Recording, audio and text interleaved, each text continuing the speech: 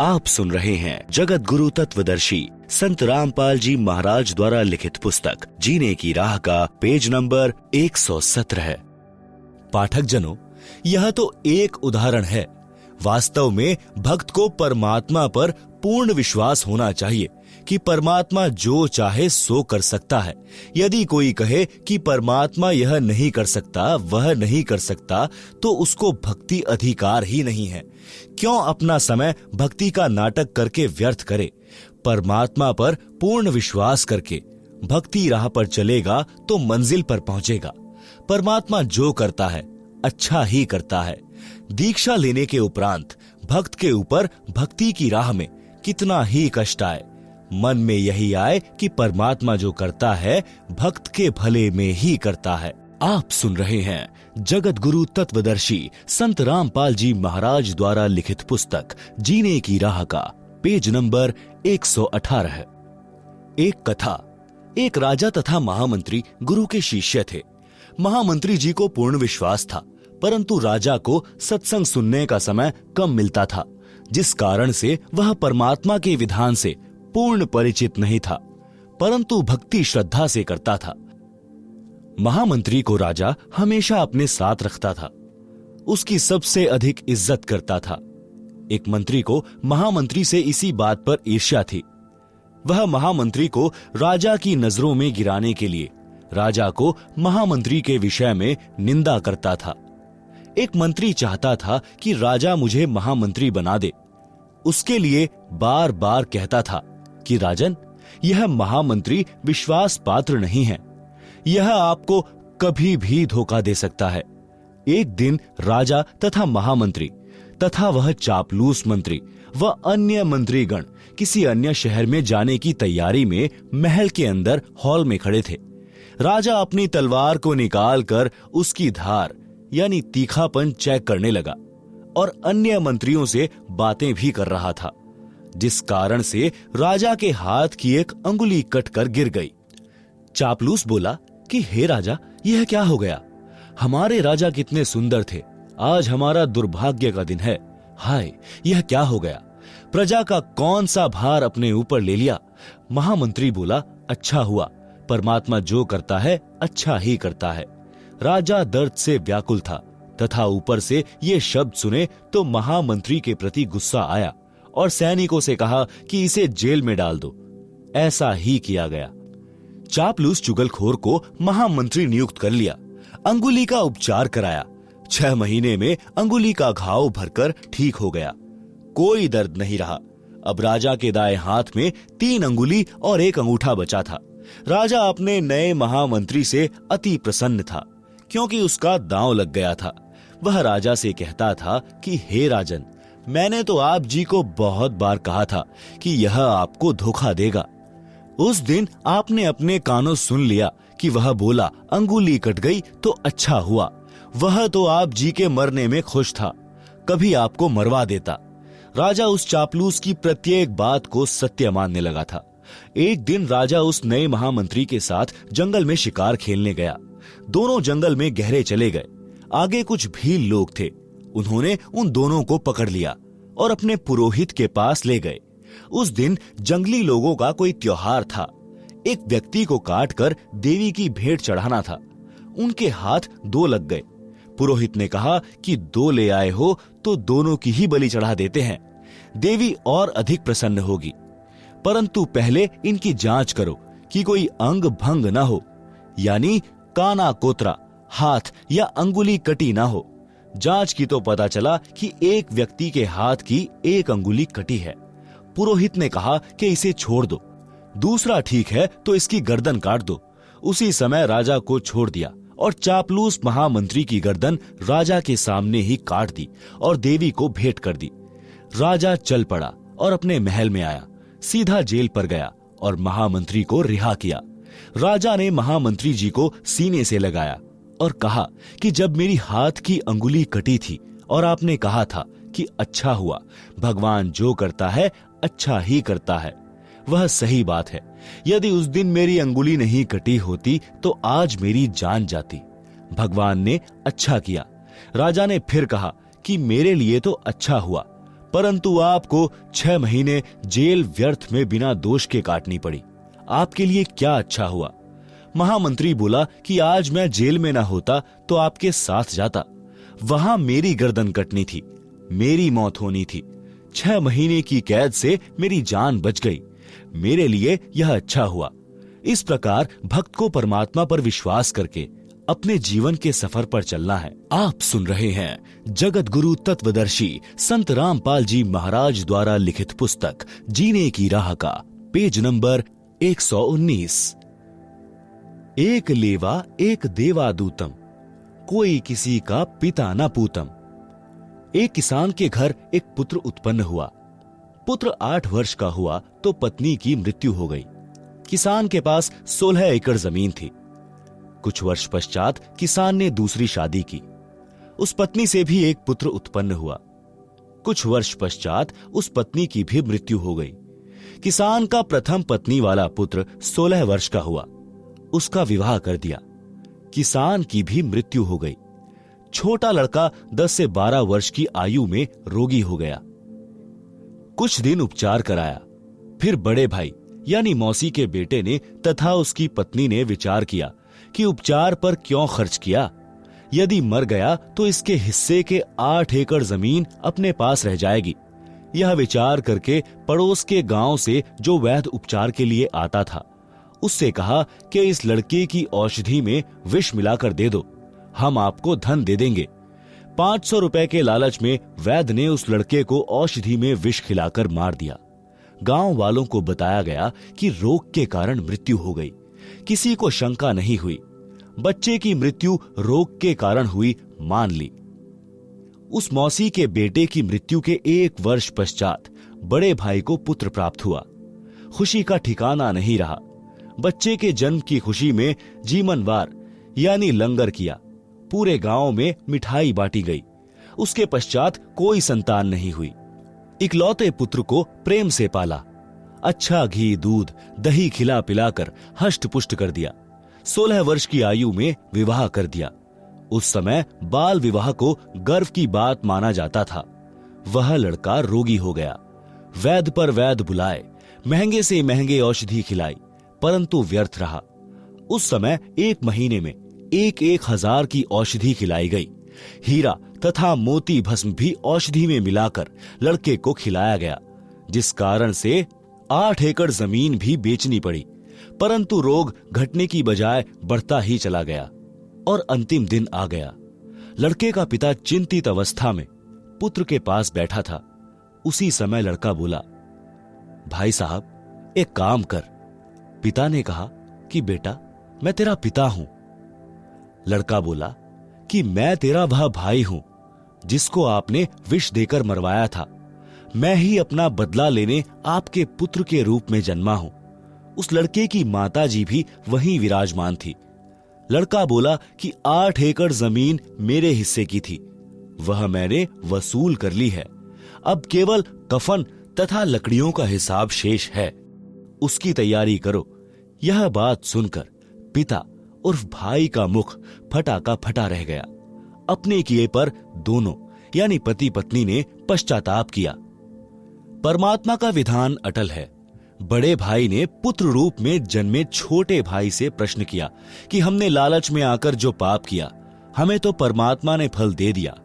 जिस उद्देश्य के लिए आपकी जान ली थी वह 8 एकड़ जमीन गई तथा अन्य संतान है नहीं। यह शेष जमीन कोई और ही लेगा। हमारा तो नाश हुआ सो हुआ, यह तो होना ही चाहिए था। परमात्मा ने न्याय किया। परंतु जो लड़की आपकी पत्नी रूप में आई है, इसने कौन सा अपराध किया है जिस कारण से यह सती प्रथा के तहत आपके साथ जिंदा जलाई जाएगी? इसके साथ भगवान ने अन्याय किया है। छोटा भाई उर्फ पुत्र बोला कि मेरी मृत्यु के 2 वर्ष पश्चात वह वैद्य मर गया था जिसने मुझे 500 रुपए के लालच में विष देकर मारा था। यह पत्नी वही वैद्य डॉक्टर वाली आत्मा है। इसको वह फल मिलेगा, जिंदा जलाई जाएगी। उस समय सती प्रथा जोरों पर थी। पति की मृत्यु के पश्चात पत्नी को जिंदा उसी चिता में जलाया जाता। आप सुन रहे हैं जगत गुरु तत्वदर्शी संत रामपाल जी महाराज द्वारा लिखित पुस्तक जीने की राह का पेज नंबर 120। प्रिय पाठकों, विचार करो, परमात्मा की दृष्टि से कुछ नहीं छुपा है। जैसा करेगा वैसा भरना पड़ेगा। प्रत्येक परिवार इसी प्रकार संस्कार के कारण एक दूसरे से जुड़ा है। कोई पूर्व जन्म का कर्ज उतारने के लिए जन्मा है, कोई पूर्व जन्म का कर्ज लेने जन्मा है। उदाहरण के लिए, पिता ने लड़के को पढ़ाया, शादी से 2 दिन पहले दुर्घटनाग्रस्त होकर मर गया। वह अपना कर्ज पिता से लेने आया था। बेटा जवान हुआ, कार्य करके निर्वाह करने लगा। पिता रोगी हो गया, लाखों रुपए लगे, व्यर्थ रहे, मर गया। यह पिता पिछले जन्म का कर्ज लेने आया था, कुछ देने आया था। लड़की का विवाह किया, 2 वर्ष पश्चात लड़की मर गई। बहुत दहेज दिया था। वह दामाद पूर्व जन्म के ऋण के बदले में लड़की भी ले गया और धन भी।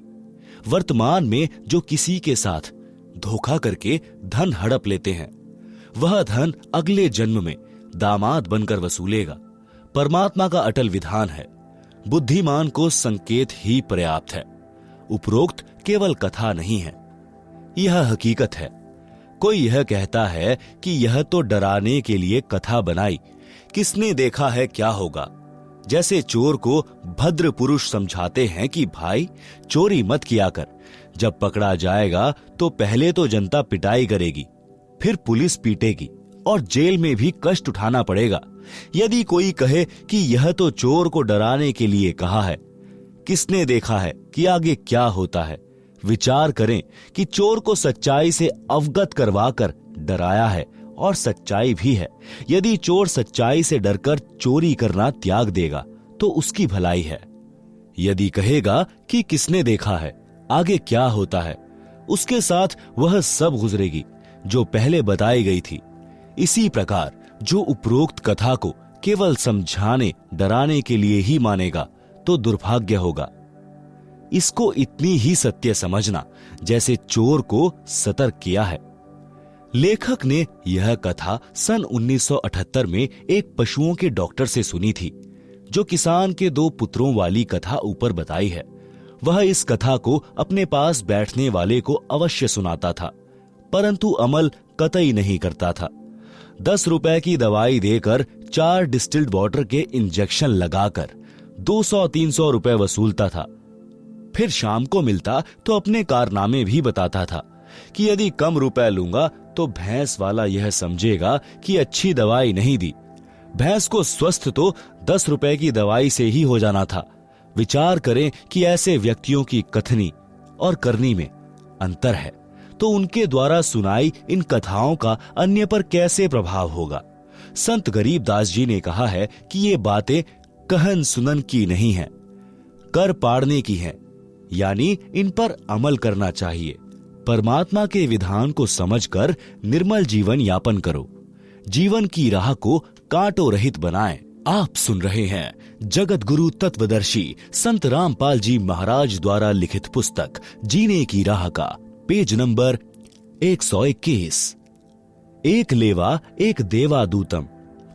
जिस समय श्री शिवजी ने अपनी पत्नी पार्वती जी को अमरनाथ स्थान पर एक सूखे वृक्ष के नीचे बैठकर नाम दीक्षा यानी अमर मंत्र दिया था, उस वृक्ष की खोगड़ यानी तने में बने बिल में मादा तोते ने अंडे उत्पन्न कर रखे थे। स्वस्थ अंडे तो शिवजी की हाथों से बजाई ताली से बच्चे बनकर उड़ गए। उनमें एक अंडा गंदा यानी अस्वस्थ था, उसका जीव उसके अंदर था। जब श्री शिवजी ने श्री पार्वती जी को दीक्षा मंत्र सुनाया तो वह गंदा अंडा स्वस्थ हो गया और तोते का बच्चा बन गया, पंख लग गई, उड़ने योग्य हो गया। पार्वती जी की समाधि लग गई। उसने हां हां करना बंद कर दिया, तोता हां हां करने लगा। तो श्री शिवजी ने देखा कि पार्वती की तो समाधि लगी है, सुन बोल कुछ नहीं रही है, हां हां की आवाज किसकी है। देखा तो वृक्ष के तने के बिल यानी खोगड़ में तोता बोल रहा है। श्री शिवजी ने उसे मारना चाहा तो तोता उड़ गया। पीछे पीछे श्री शिवजी सिद्धि से उड़कर मारने चले। ऋषि वेद व्यास जी की पत्नी ने जंबाई ली, मुंह खोला तो तोते के शरीर को त्याग कर जीव व्यास की पत्नी के गर्भ में मुख से प्रवेश कर गया। श्री शिवजी ने व्यास की पत्नी से कहा कि मेरा ज्ञान चुराकर जीव तोते के शरीर को त्याग कर आपके गर्भ में चला गया है। यह मेरा चोर है, इसे मारूंगा। उसी समय ऋषि वेद व्यास जी भी आ गए थे। सब बातें सुन रहे थे। व्यास जी ने पूछा, हे भगवान, कौन कैसा चोर? श्री शिवजी ने बताया कि मैं पार्वती जी को दीक्षा दे रहा था, अंदर के कमलों का भेद बता रहा था, तो इस तोते ने सुन लिया। यह किसी अनाधिकारी को मंत्र बता देगा तो वह अमर होकर जनता को पीड़ा देगा। यह अमर हो गया, मैं इस जीव को मारूंगा। व्यास जी बोले, हे शिवजी भगवान, जब यह अमर हो गया तो आप मारोगे कैसे? यह बात सुनकर श्री शंकर जी पार्वती के पास लौट आए। पार्वती जी को सब बातें बताई। श्री वेद व्यास जी ने अपनी दिव्य दृष्टि से देखा तो पता चला कि पत्नी के गर्भ में पुत्र है। 12 वर्ष के पश्चात पुत्र उत्पन्न हुआ। माता कहती थी कि पुत्र का नाम सुखदेव रखना है। इसके गर्भ में रहते हुए मुझे कोई दुख नहीं हुआ। मन में खुशी बनी रहती थी, सुख का आभास होता रहता है। इसलिए गर्भ में ही उस बालक का नाम सुखदेव रख दिया था। तोते के अंडे में रहने और तुरंत मानव शरीर प्राप्त करने के कारण ब्राह्मण लोग उसे शुकदेव यानी शुक माने तोता भी कहते थे। ऋषि शुकदेव जी का जन्म लेते ही 12 वर्ष का शरीर बन गया और उठकर चलने लगे। तो ऋषि वेद व्यास जी ने कहा, हे पुत्र, कहां चला? शुकदेव जी अपने माता पिता की ओर पीठ करके बोले, आपका और मेरा इतना ही संग है, यानी संस्कार है। ऋषि व्यास जी ने कहा, हे पुत्र सुखदेव, हमने तेरे जन्म लेने की 12 वर्ष प्रतीक्षा की और आज आप छोड़कर जा रहे हो। एक बार मुख तो दिखा दे। सुखदेव ऋषि बोले, हे ऋषि जी, बहुत बार आप मेरे पिता बने, अनेकों बार मैं आपका पिता बना। यह तो बड़ा बखेड़ा यानी झंझट है। मैं भक्ति करके जन्म मरण से मुक्ति करवाऊंगा। मैं आपकी ओर मुख इसलिए नहीं कर रहा हूं कि कहीं मेरा आप में मोह न हो जाए। यह कह संत गरीबदास जी ने वाणी द्वारा बताया है कि एक लेवा एक देवा दूतम, कोई काहू का पिता न पूतम। ऋण संबंध जुड़ा एक ठाठा, अंत समय सब 12 बाटा।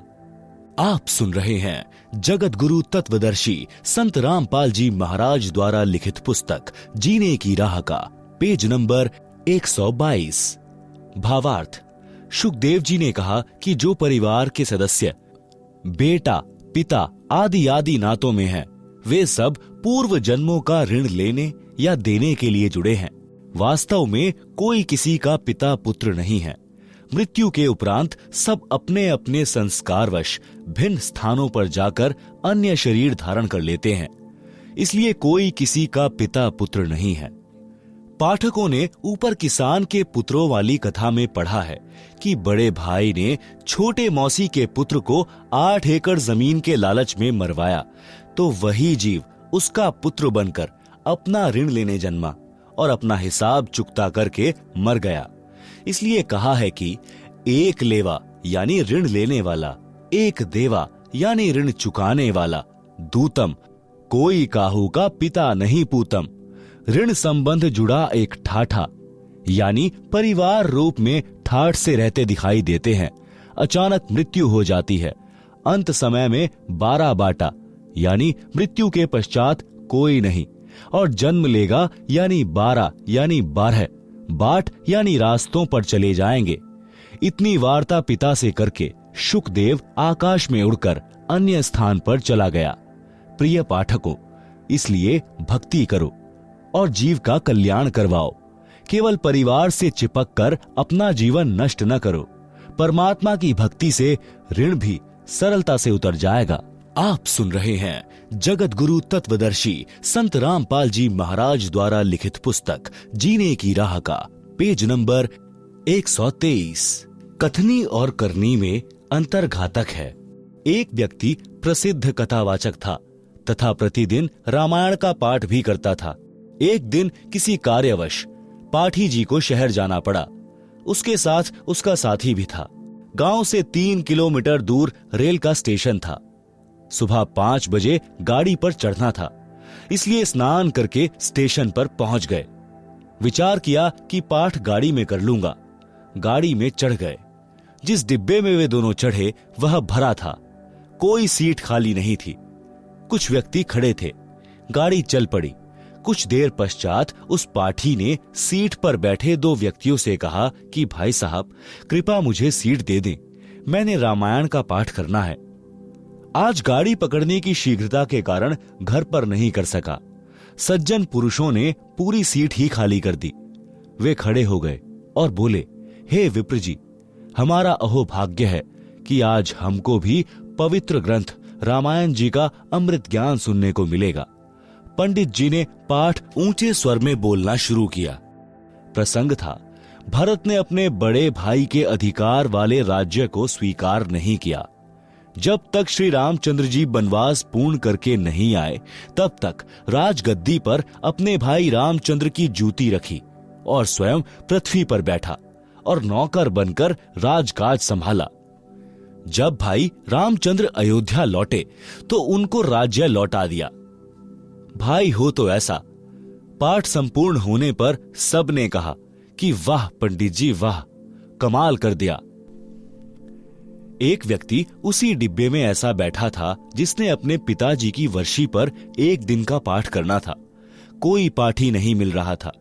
वर्षी अगले दिन ही थी। उसने पंडित जी से कहा कि हे गुरुजी, कल मेरे पिताजी की वर्षी के उपलक्ष्य में पाठ कर दो। पंडित जी बोले कि कल नहीं कर सकता। सब उपस्थित यात्रियों ने कहा कि पंडित जी, आपका तो कार्य यही है, इस बेचारे के लिए मुसीबत बनी है। परंतु पाठी साफ मना कर रहा था।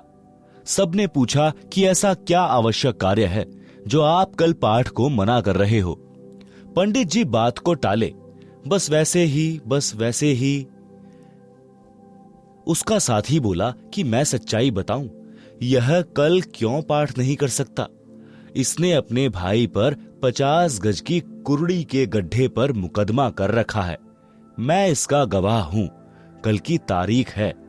उपस्थित व्यक्ति बोले कि हे पंडित जी, कथा तो कैसी मार्मिक सुनाई और आप अमल कतई नहीं करते। ऐसे व्यक्ति के द्वारा की गई कथा का श्रोताओं पर क्या प्रभाव पड़ेगा। कबीर जी ने कहा है कि करनी तज कथनी कथें, अज्ञानी दिन रात। कुक्कर यानी कुत्ते, कुक्कर ज्यों भौंकत फिरें, सुनी सुनाई बात। गरीबदास जी ने भी कहा है, बीजक की बातां कहें, बीजक ना ही हाथ, पृथ्वी डोबन उतरे, ये कह मीठी बात। आप सुन रहे हैं जगत गुरु तत्वदर्शी संत रामपाल जी महाराज द्वारा लिखित पुस्तक जीने की राह का पेज नंबर 124। शब्दार्थ। जो व्यक्ति कहते हैं ज्ञान की बातें औरों को शिक्षा देते हैं कि किसी का बुरा मत करो, परंतु स्वयं गलती करते हैं, वे आध्यात्मिक गुरु उस कुत्ते के समान है जो व्यर्थ में भौंकता रहता है। उसी प्रकार ये धर्म गुरु एक दूसरे से कथा सुनकर शिष्यों को सुनाते हैं, स्वयं अमल नहीं करते। वाणी नंबर 2। वे अज्ञानी धर्म गुरु तत्व ज्ञान कहकर कोरे अज्ञान का प्रचार करते हैं, क्योंकि उनको तत्व ज्ञान का पता नहीं है। वे झूठे व्यक्ति पृथ्वी पर मानव के अनमोल जीवन का नाश करने के लिए जन्मे होते हैं। सत्संग से मिली भक्ति की राह। संत नित्यानंद जी का बचपन का नाम नंदलाल था। वे ब्राह्मण कुल में जन्मे थे। संत गरीबदास जी गांव छुड़ानी, जिला झज्जर के कुछ समय समकालीन थे। संत गरीबदास जी का जीवन सन 1717 से सन 1778 तक रहा था। उस समय ब्राह्मणों का विशेष सम्मान किया जाता था, सर्वोच्च जाति मानी जाती थी, जिस कारण से गर्व का होना स्वाभाविक था। नंदलाल जी के माता पिता का देहांत हो गया था। उस समय वे 7-8 वर्ष के थे। आप जी के नाना जी नारनौल के नवाब के कार्यालय में उच्च पद पर विराजमान थे। आप जी का पालन पोषण नाना नानी जी ने किया। शिक्षा के उपरांत नाना जी ने अपने दोहते नंदलाल को नारनौल में तहसीलदार लगवा दिया। एक तो जाति ब्राह्मण, दूसरे उस समय तहसीलदार का पद, जिस कारण से अहंकार का होना सामान्य बात है। तहसीलदार जी का विवाह भी नाना नानी ने कर दिया था। तहसीलदार जी के महल से थोड़ी दूरी पर एक वैष्णव संत श्री गुमानी दास जी अपने किसी भक्त के घर सत्संग कर रहे थे। वे श्री विष्णु जी के भक्त थे। सर्व संत जन अपने सत्संग में परमात्मा कबीर जी की अमृतवाणी का सहयोग अवश्य लेते थे। सत्संग में बताया गया कि मानव जीवन किस लिए प्राप्त होता है, परंतु सत्संग न सुनने के कारण सांसारिक उठा पटक में अपना अनमोल मानव जीवन नष्ट कर जाता है। अज्ञान के कारण जीव धन, पद तथा जाति का अभिमान करता है। भक्ति न करने वाला प्राणी अगले जन्म में गधे, कुत्ते, बैल आदि पशु पक्षियों के शरीर में कष्ट उठाता है। इसलिए अभिमान त्याग कर पूर्ण संत से दीक्षा लेकर अपना कल्याण करवाना चाहिए, अन्यथा पर्वत से भारी कष्ट भोगना पड़ेगा। सत्संग की आवाज सुनकर तहसीलदार मकान की छत पर कुर्सी लेकर बैठ गया। पूरा सत्संग सुना।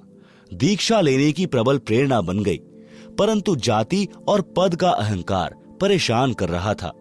ब्राह्मणों की कितनी इज्जत है, फिर मैं तहसीलदार हूं। सत्संग में सामान्य लोग जाते हैं, मुझे शर्म लगेगी। कैसे जाऊंगा आश्रम में? स्वामी गुमानी दास जी का आश्रम नारनौल शहर से लगभग 1.5 किलोमीटर पर था। अंत में एक दिन निर्णय लिया कि सुबह वक्त से आश्रम में पहुंच जाऊंगा। अन्य व्यक्ति जाएंगे, तब तक तो दीक्षा लेकर लौट आऊंगा।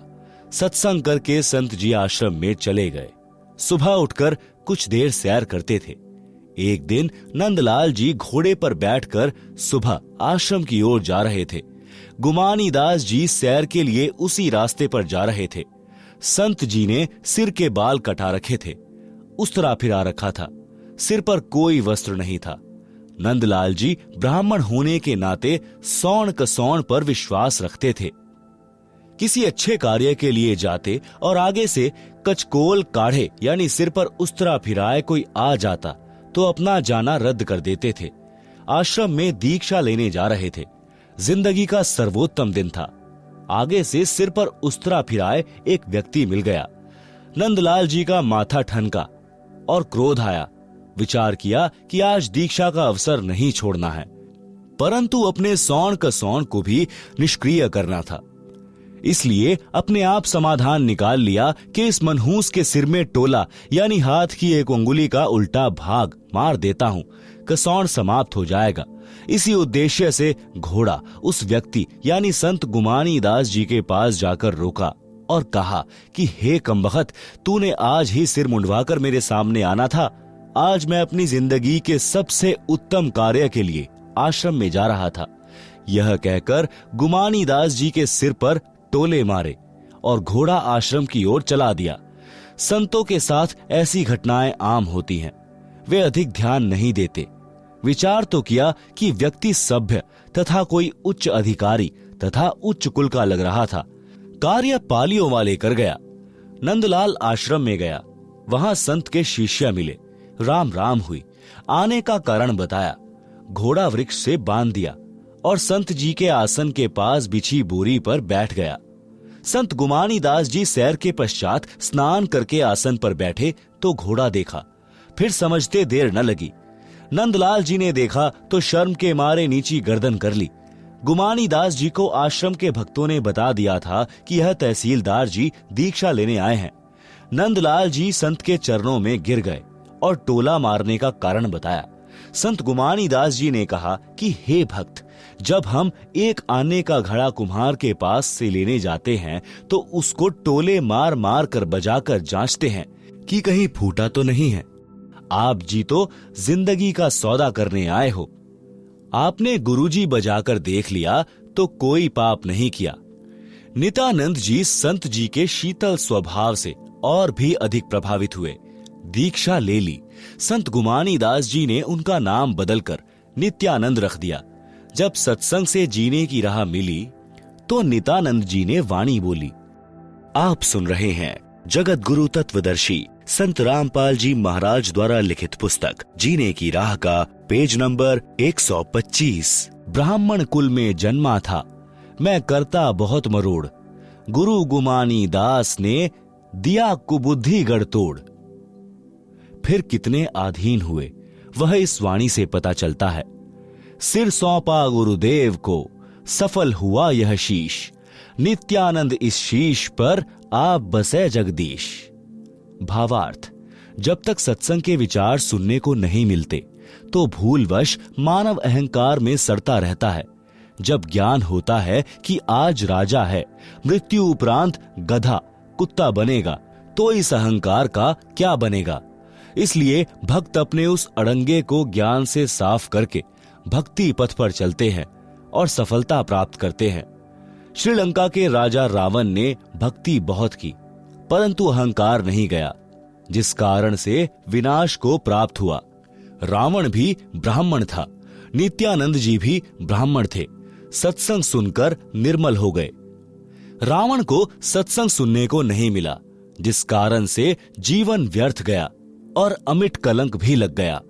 नित्यानंद जी ने कहा कि मेरा जन्म ब्राह्मण कुल में होने के कारण, जाति अभिमान के कारण पूर्ण मरोड़ यानी अहंकार करता था। जब गुरुजी गुमानी दास जी के सत्संग वचन सुने तो जाति का अहंकार रूपी कुबुद्धि का गढ़ समाप्त हो गया, जीवन सफल हुआ। वाणी नंबर 2 का भावार्थ। सत्संग सुनकर नित्यानंद जी बहुत आधीनी करने लगे, अहंकार त्याग दिया। कहा कि मैंने अपने गुरुजी को अपना सिर दान कर दिया, यानी जैसे गुरुजी रखेंगे वैसे ही रहूंगा। मेरा सिर सफल हो गया, अन्यथा किसी रोग के कारण जीवन चला जाता। अब मेरे सिर पर परमात्मा का निवास है, मेरी रक्षा परमात्मा करता है, मुझे कोई चिंता नहीं। आप सुन रहे हैं जगत गुरु तत्वदर्शी संत रामपाल जी महाराज द्वारा लिखित पुस्तक जीने की राह का पेज नंबर 126। नित्यानंद जी का शब्द। और बात तेरे काम न आवे, संतो शरण लाग रे, क्या सोवे गफलत में बंदे, जाग जाग नर जाग रे।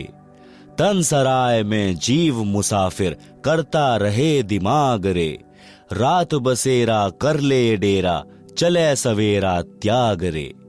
और बात तेरे काम न आवे, संतो शरण लाग रे। उम्दा चोला बनान मोला, लगे दाग पर दाग रे, 2 दिन का गुजरान जगत में, जले बिरानी आग रे। और बात तेरे काम न आवे, संतो शरण लाग रे। कुबुद्ध कांचली चढ़ रही चित पर, तू हुआ मनुष्य से नाग रे। सूझे नहीं सजन सुख सागर, बिना प्रेम बैराग रे। और बात तेरे काम न आवे, संतो शरण लाग रे। हर सुमरे सो हंस कहावे, कामी क्रोधी काग रे। भवरा न भर में विष के बन में, चल बेगमपुर बाग रे। और बात तेरे काम न आवे, संतो शरण लाग रे। शब्द सैन सत गुरु की पहचानी, पाया अटल सुहाग रे। नितानंद महबूब गुमानी, प्रकटे पूर्ण भाग रे। और बात तेरे काम न आवे, संतो शरण लाग रे। वास्तव में यह ऊपर लिखा शब्द कबीर साहिब जी का है, फिर भी हमने ज्ञान प्राप्त करना है। शब्दार्थ। हे मानव यानी स्त्री पुरुष, परमात्मा की चर्चा व भक्ति के अतिरिक्त अन्य कोई बात यानी चर्चा तेरे काम की नहीं है। आपको तत्व ज्ञान नहीं है, इसलिए मोह ममता व अज्ञानता की नींद में सो रहा है, यानी परमात्मा को भूला है। जाग जाग यानी संभल जा और संतों से सत्संग सुनकर आत्म कल्याण करवा। यह मानव शरीर में जीव ऐसे हैं जैसे यात्री किसी होटल में कमरा किराए पर लेकर रात्रि व्यतीत करता है और सुबह त्याग कर अपने कार्य पर चला जाता है। इसी प्रकार इस शरीर रूपी होटल में जीव यात्री के समान है। जब मृत्यु का समय आएगा तब सवेरा हो जाएगा, यानी शरीर रूपी सराय यानी होटल को त्यागने का समय हो गया है। आप शरीर त्याग कर भक्ति न करके खाली हाथ जाओगे। आप सुन रहे हैं जगत गुरु तत्वदर्शी संत रामपाल जी महाराज द्वारा लिखित पुस्तक जीने की राह का पेज नंबर 127। मानव शरीर रूपी वस्त्र अनमोल है। तत्व ज्ञान के अभाव से भक्ति न करके, पाप पर पाप करके इस पर दाग लगा रहा है। इस संसार में जीवन अधिक नहीं है। अपने परिवार के पोषण में तथा धन संग्रह करने में जो परेशानी उठा रहा है, पाप करके धन जोड़ रहा है, मृत्यु के पश्चात परिवार तथा संपत्ति धन बेगानी हो जाएगी। इसे जोड़ने में किए पाप तुझे नरक में जलाएंगे। पाप करके दूसरे की बिरानी यानी आग में न जलकर मर। सत्संग सुने बिना पाप पुण्य तथा शिष्टाचार का ज्ञान नहीं होता। मानव शरारती बुद्धि का हो जाता है। मानवता को भूलकर अपनी शक्ति के द्वारा निर्बल को सताकर सर्प वाला कार्य कर रहा है, जो तेरे नाश का कारण बनता है। हे सज्जन पुरुष, यह ज्ञान है जो बिना प्रेम व सच्ची लगन से सत्संग सुने बिना नहीं होता। जो व्यक्ति भक्ति करता है तो उसे भक्त कहते हैं, यानी हंस पक्षी जैसा अहिंसावादी कहा जाता है। अर्थात भक्त किसी को कष्ट नहीं देता। हंस पक्षी भी सरोवर की मछली व कीड़े नहीं खाता, केवल मोती खाता है। काग पक्षी स्वार्थवश जीवित पशु पक्षी का मांस नोच नोच कर खाता है, कष्ट देता है। इसी प्रकार सत्संग न सुनने वाला व्यक्ति अध्यात्म ज्ञान के अभाव से स्वार्थवश अन्य से धन लूटता है, चोरी करता है या अन्य कष्ट देता है, जो पाप है। हे जीव रूपी भंवरा, विषय विकारों, काम, क्रोध, मोह, लोभ रूपी विष के वन न भटक। यह काल लोक तो कष्ट का घर है। उस बिना कष्ट वाले सतलोक में चल, वह सुखदायक बाग है। नित्यानंद जी ने कहा है कि मैंने अपने गुरु जी का सत्संग सुना और उनका संकेत समझ गया जो ऊपर बताया है। अपना जीवन धन्य कर लिया। मुझे मेरे प्यारे महबूब गुरु गुमानी दास जी मिले। यह मेरा कोई पूर्व जन्म का सौभाग्य था। शब्द तन मन शीश ईश अपने पे, पहलम चोट चढ़ावे, जब कोई राम भक्त गति पावे। हो जी, जब कोई राम भक्त गति पावे, सतगुरु तिलक अजपा माला, युक्त जटा रखावावे। जत गोपिन सत का चोला, भीतर भेख बनावे। लोक लाज मर्याद जगत की, तन ज्यो तोड़ बगावे। कामनी कनक जहर कर जाने, शहर अगमपुर जावे। ज्यो प्रतिभ्रता पति से राती, आन पुरुष ना भावे। बसे पिहर में प्रीत प्रीतम में, न्यू कोई ध्यान लगावे। निंदा स्तुति मान बड़ाई, मन से मार गिरावे। अष्ट सिद्धि की अटक न माने, आगे कदम बढ़ावे। आशा नदी उल्ट कर डांटे, आढ़ा बंध लगावे। भवजल खार समुद्र में, बहुर न खोड़ मिलावे। गगन महल गोविंद गुमानी, पलक माही पहुंचावे। नित्यानंद माटी का मंदिर, नूर तेज हो जावे। आप सुन रहे हैं जगत गुरु तत्वदर्शी संत रामपाल जी महाराज द्वारा लिखित पुस्तक जीने की राह का पेज नंबर 128। शब्दार्थ। संत नित्यानंद जी ने भक्ति को सफल करने की विधि बताई है।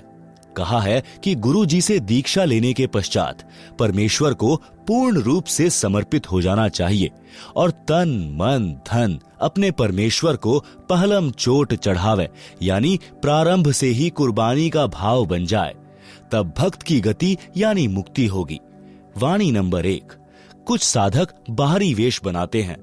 वे मस्तिष्क पर तिलक लगाते हैं, माला से मंत्र जाप करते हैं, सिर पर बड़े बड़े बाल बढ़ाकर रखते हैं। कच्छे के स्थान पर केवल कोपीन यानी 4 इंच चौड़ा कपड़ा बांधते हैं तथा शरीर पर लंबा कुर्ता, जो घुटने से भी नीचे तक लंबा होता है, पहनते हैं। इस बाहरी दिखावे के स्थान पर अपने सद्गुरु को सम्मान दो, उसको मस्तक पर बैठाओ, यानी गुरु का भक्त बनकर प्रत्येक मर्यादा व आज्ञा का पालन करके जनता में उदाहरण बने कि भक्त हो तो ऐसा, जिससे गुरु जी की शिक्षा दीक्षा का परिणाम दूर से दिखाई दे, जैसे माथे पर तिलक दूर से दिखाई देता है, जो भक्त की पहचान है। भक्त की पहचान बाहरी आडंबर की बजाय क्रिया से करवाई जाए। शुभ कर्म करे, बुराइयों से बचे, श्वास के जाप की माला श्वास उश्वास से अजपा जाप करे, सिर पर बड़े बालों की जटा के स्थान पर सतगुरु द्वारा बताई भक्ति की युक्ति को दृढ़ता से अपनाए। गुप्तांग पर केवल कोपीन से संयम नहीं रहता, संयम रहता है जति भाव अपनाने से, वह अपनाए।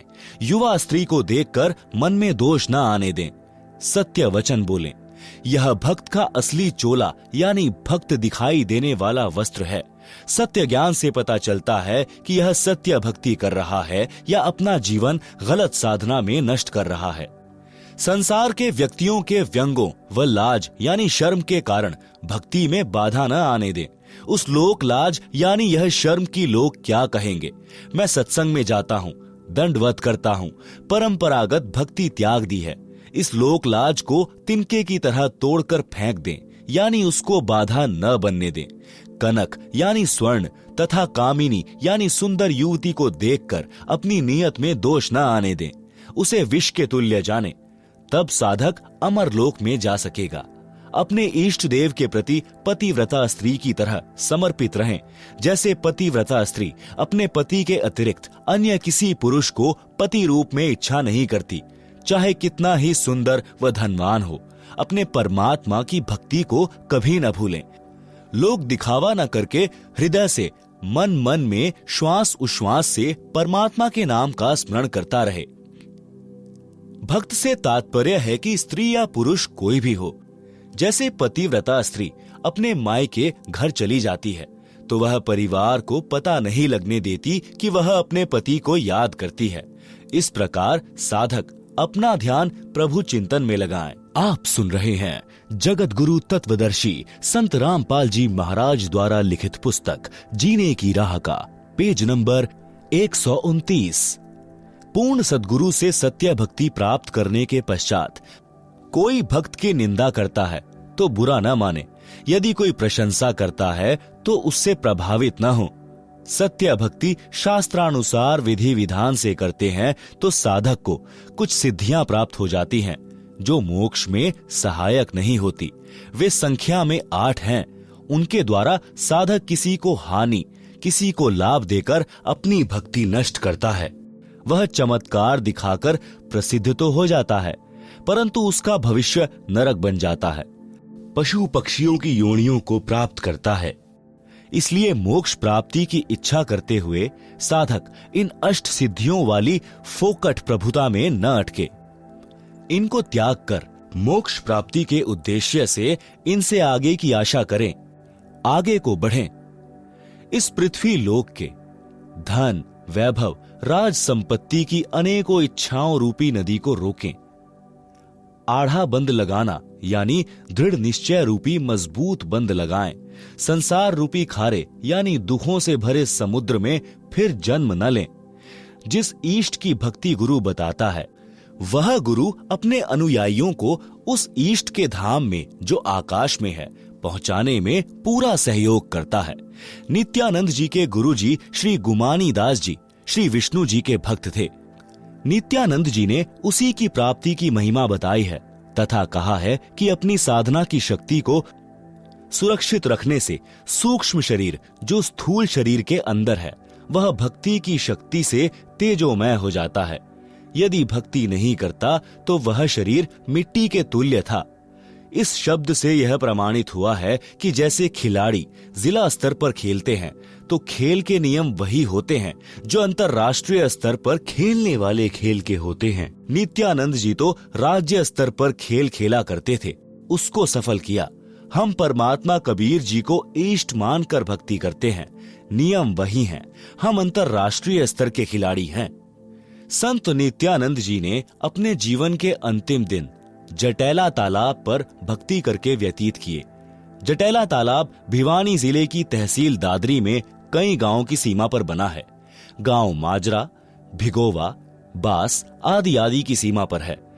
संत नित्यानंद जी श्री विष्णु यानी श्री कृष्ण जी की भक्ति करते थे।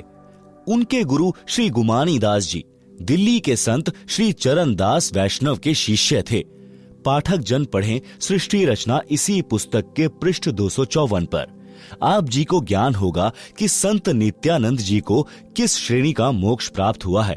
संत गरीबदास जी को परमात्मा कबीर जी मिले थे। उन्होंने संत गरीबदास जी को बताया कि संत भक्त किसी भी स्तर की भक्ति कर रहा है वह आदरणीय है, परंतु जब तक परम सतगुरु यानी पूर्ण गुरु नहीं मिलेगा जो 2 अक्षर का सच्चा नाम दीक्षा में देता है, तब तक न तो उस गुरु की मुक्ति है और न शिष्य की। गरीब साध साध सब नेक हैं, आप आपनी ठौर, जो निज धाम पहुंचा वहीं सो साधु कोई और। साध हमारे सगे हैं ना काहू को दोष, जो सार नाम बता वहीं सो साधु सिरपोश। आप सुन रहे हैं जगत गुरु तत्वदर्शी संत रामपाल जी महाराज द्वारा लिखित पुस्तक जीने की राह का पेज नंबर 130। शब्दार्थ। संत गरीबदास जी ने कहा है कि जो परमात्मा का सत्य मार्ग बताते हैं वे संत अच्छी आत्माएं हैं, उनका उद्देश्य गलत नहीं है। जो जहां तक का ज्ञान रखता है वह उस स्थान पर ठीक है। यानी जैसे कोई विष्णु की साधना बताता है, कोई शिव की तथा कोई ब्रह्म की साधना वेदों अनुसार करता तथा करवाता है, वह उस स्थिति तक तो ठीक है, परंतु साधना से निज धाम यानी सनातन परम धाम यानी सतलोक प्राप्त नहीं हो सकता।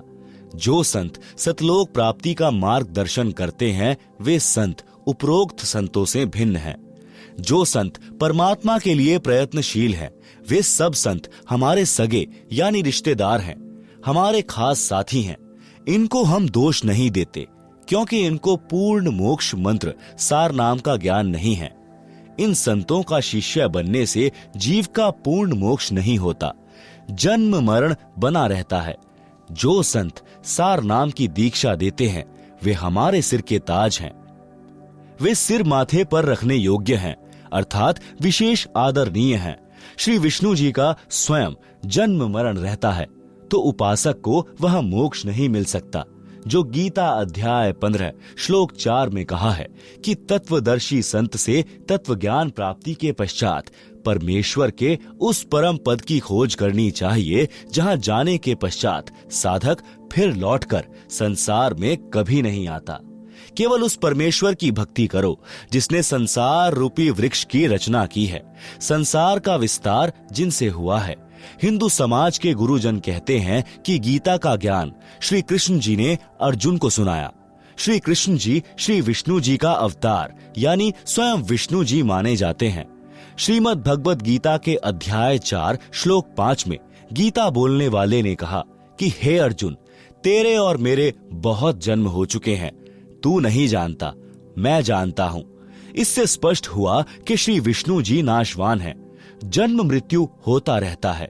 श्री देवी पुराण के 3 स्कंद में स्वयं विष्णु जी ने कहा कि मैं यानी विष्णु, ब्रह्मा तथा शंकर जन्मते मरते हैं, हमारा तो आविर्भाव यानी जन्म तथा तिरोभाव यानी मृत्यु हुआ करता है।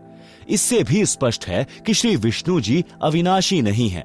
गीता अध्याय 2 श्लोक 17, गीता अध्याय 15 श्लोक 17 में भी अविनाशी परमात्मा तो गीता ज्ञान दाता से भी अन्य कहा है। फिर गीता अध्याय 18 श्लोक 62 में गीता ज्ञान दाता ने कहा कि हे भारत, सर्व भाव से तू उस परमेश्वर की शरण में जा, उस परमेश्वर की कृपा से ही तू परम शांति को तथा सनातन परम धाम को प्राप्त होगा। इन प्रमाणों से सहज में पता चलता है कि श्री नित्यानंद जी को गीता में वर्णित पूर्ण मोक्ष प्राप्त नहीं हुआ। कबीर जी ने कहा है कि जो जाकी शरणा बसे ताको ताकी इलाज, जल सौ ही मछली चढ़े बह जाते गजराज। आप सुन रहे हैं जगत गुरु तत्वदर्शी संत रामपाल जी महाराज द्वारा लिखित पुस्तक जीने की राह का पेज नंबर 131। भावार्थ। जो भक्त जिस भी देवी देव की भक्ति करता है वह इष्ट अपने भक्त को राहत अवश्य देता है, जो सामान्य व्यक्ति के लिए अनहोनी के समान होती है। उदाहरण के लिए यदि किसी व्यक्ति ने थानेदार की सेवा कर रखी है यानी मित्रता कर रखी है, तो थानेदार अपने मित्र को थाने में आने पर कुर्सी पर बैठाता है, चाय भोजन खिलाता पिलाता है, जो सामान्य व्यक्ति के लिए संभव नहीं है। यह सामान्य व्यक्ति के लिए अनहोनी से कम नहीं है। यदि किसी ने पुलिस अधीक्षक यानी एसपी से पहचान बना रखी है तो उसको और अधिक लाभ होता है। इसी प्रकार हम ऊपर चलें तो प्रांत में यदि मुख्यमंत्री जी से पहचान है तो उसको जो लाभ होगा वह नीचे वालों की तुलना में अनहोनी होगी। इसी प्रकार यदि देश के प्रधानमंत्री जी से मेल हो जाए तो लाभ का वार पार नहीं। लेखक यह कहना चाहता है कि यदि कोई देवी देवताओं की भक्ति करता है तो लाभ तो उनको भी मिलता है, परंतु जो लाभ पूर्ण परमात्मा की भक्ति से सर्व लाभ होता है, यदि प्रधानमंत्री का व्यक्ति है तो उसके साथ देश के सर्व मुख्यमंत्री, मंत्री तथा अन्य अधिकारी कर्मचारी हो जाते हैं। सब उसका सहयोग करते हैं, विरोध का स्थान नहीं रहता। इसी प्रकार पूर्ण परमात्मा की भक्ति करने वाले भक्त के साथ विश्व के सब देवी देवता हो जाते हैं। वे उसकी हर संभव सहायता करते हैं, बाधा नहीं करते। यदि कोई भूत पित्तर, प्रेत, भैरव, बेताल पूर्ण परमात्मा के भक्त को हानि करने की सोचता भी है तो देवी देवता ही उनको दूर कर देते हैं और बताते हैं कि तुम्हें पता है यह किसकी शरण में है। फिर वे शैतान शक्तियां भय मानकर कोई हानि करने की हिम्मत नहीं करते। यदि गलती से किसी भूत प्रेत ने कुछ छेड़छाड़ परमेश्वर के भक्त से कर दी तो उसे परमेश्वर के गण पकड़ कर ले जाते हैं और पिटाई करके सलाखों के अंदर बंद कर देते हैं।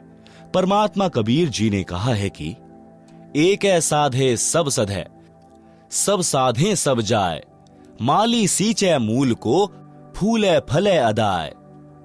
शब्दार्थ, आम या अन्य वृक्ष के पौधे की जड़ को जमीन में गड्ढा बनाकर रोपते हैं, जड़ की सिंचाई करते हैं। एक जड़ को साधने यानी पूजा करने से पौधे के सर्व अंग विकसित होते हैं। पौधा अच्छी तरह फलता फूलता है। पौधा पेड़ बनकर छाया, लकड़ी तथा फल देता है। यदि उस पौधे की शाखाओं को जमीन में गड्ढे में रोपकर सब शाखाओं की सिंचाई करेंगे और मूल की सिंचाई नहीं करेंगे तो सब कुछ नष्ट हो जाएगा। माली यानी पौधा रोपण का जानकार, जिसे माली कहते हैं, वह मूल की ओर से पौधे को जमीन में लगाता है, मूल की सिंचाई करता है, लाभ लेता है। इसी प्रकार तत्वदर्शी संत संसार रूपी पौधे की मूल यानी परम अक्षर ब्रह्म को इष्ट मानकर पूजा करता तथा करवाता है। वह उस एक की पूजा करके सर्व देवों को साध लेता है। सर्व देवता उसी सत्पुरुष की आज्ञा में चलते हैं, साधक का कार्य सिद्ध करते हैं। यदि सब देवों की पूजा करेंगे तो सत्पुरुष रुष्ट हो जाएगा। उसकी आज्ञा के बिना देवता कुछ नहीं कर पाते। यानी साधक की साधना शास्त्र के विरुद्ध होने के कारण कुछ लाभ नहीं मिलता। इसलिए पूर्ण परमात्मा की भक्ति करें। वर्तमान में मेरे यानी रामपाल दास के अतिरिक्त विश्व में किसी को सत्य ज्ञान नहीं है। आप आएं और दीक्षा लेकर अपना तथा परिवार का कल्याण करवाएं। आप सुन रहे हैं जगत गुरु तत्वदर्शी संत रामपाल जी महाराज द्वारा लिखित पुस्तक जीने की राह का पेज नंबर 132। मनीराम कथावाचक पंडित की करनी। मनीराम नाम का कथावाचक पंडित प्रसिद्ध था। हरियाणा के एक गांव में रामायण की कथा का आयोजन किया। रामायण की कथा अधिक से अधिक 11 दिन में संपूर्ण हो जाती है। मनीराम पंडित जी ने 30 दिन में संपूर्ण की। विचार किया था कि अधिक दिन कथा चलेगी तो प्रतिदिन दान आएगा, इस प्रकार अधिक दक्षिणा प्राप्त होगी। 30 दिन की कथा में मनीराम पंडित जी को 30 रुपए ही प्राप्त हुए। गांव के कुछ व्यक्तियों ने जिस दिन मनीराम ने कथा का समापन करना था उसी दिन उसी समय दिल्ली से नाचने गाने वाली प्रसिद्ध नृत्यिका चंपाकली का नाच गाना करा दिया। सारा गांव नाच गाना देखने सुनने उमड़ पड़ा। 2 घंटे में चंपाकली को 500 रुपए मिले। मनीराम जी को 30 दिन में कुल 30 रुपए प्राप्त हुए। पंडित जी के दुख का कोई वार पार नहीं रहा। रास्ते में गांव छुड़ानी था। मनीराम जी को पता था कि यहाँ गरीब दास जी परम संत रहते हैं, उनसे मिलकर आगे चलूंगा। संत गरीब दास जी के पास गांव तथा आसपास के गांवों यानी गवांड के 10-12 भक्त बैठे थे। उसी समय पंडित मनीराम जी पहुंच गए। संत गरीब दास जी से राम राम किया। संत गरीब दास जी ने भी राम राम कहा तथा उचित आसन देकर बैठाया। कुशल मंगल पूछा तो मनीराम बोले, हे महाराज, कलयुग का पहरा यानी समय आ गया है। धर्म का नाश हो लिया है, जान गेड़ा आ लिया है, अर्थात जनता का धर्म के प्रति भाव समाप्त हो चुका है।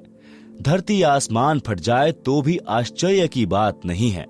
उपस्थित भक्तों ने पूछा कि हे पंडित जी, ऐसी क्या बात हो गई? मनीराम जी बोले कि क्या बताऊं, संत गरीब दास जी तो सब जानते हैं। भक्तों ने पूछा कि हे महाराज जी, ऐसी क्या बात हो गई जिससे पंडित जी को ठेस लगी है? संत गरीब दास जी ने कहा कि फूटी आंख विवेक की, अंधा है जगदीश, चंपाकली को 500, मनीराम को 30। भावार्थ, जिस जगदीश नाम के व्यक्ति ने जानबूझकर शरारत करके मनीराम जी की कथा के भोग लगने वाले दिन नाचने गाने वाली चंपाकली का प्रोग्राम कराया था, वह ज्ञान नेत्रहीन अंधा है। गांव के व्यक्तियों का भी विवेक यानी सोच विचार की आंखें फूटी हैं, यानी उन्होंने भी विचार नहीं किया कि धर्म कथा चल रही है, उसका विरोध ऐसे अभद्र तरीके से नहीं करना चाहिए था। हे भक्तों, मनीराम जी ने 11 दिन में संपूर्ण होने वाली कथा को अधिक दक्षिणा प्राप्त करने लालचवश 30 दिन तक खींचा।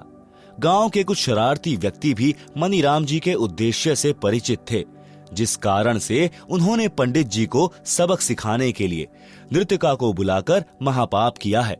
यह सच्चाई संत गरीब दास जी के मुख से सुनकर मनीराम जी के आश्चर्य का ठिकाना नहीं था। वह सोच रहा था कि आज 11:30 बजे सुबह भोग लगाकर मैं सीधा यहीं पहुंचा हूं। संत गरीब दास जी को कैसे पता चला? ये तो परमात्मा हैं, सब जानते हैं।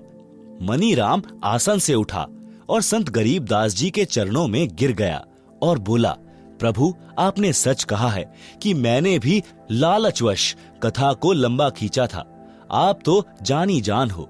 हे प्रभु, धर्म कर्म तथा जीने की सच्ची राह दिखाएं।